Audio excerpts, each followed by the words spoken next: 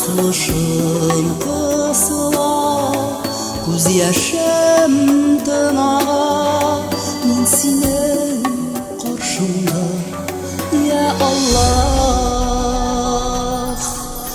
Labbayk Allahumma labbayk, vaghfir li Rabbi ya Allah. Labbayk Allahumma labbayk, yalan haşam min aşkım.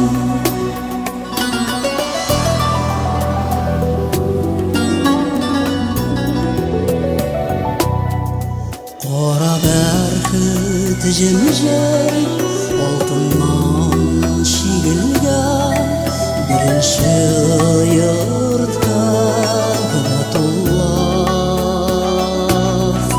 Ibrohim makami namozimni qilar men sening qarshingda ya Allah.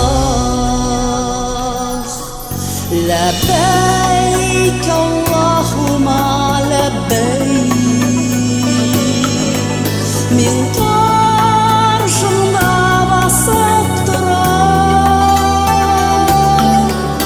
Labbayk Allahumma labbayk, rizolig'ingni bir Allah.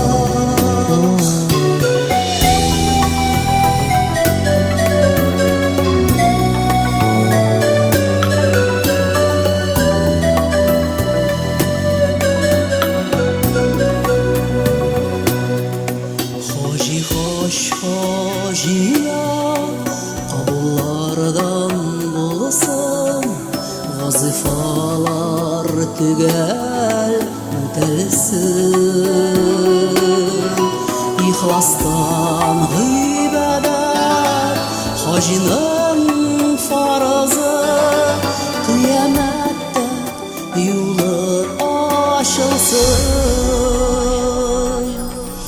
Labbayk Allahumma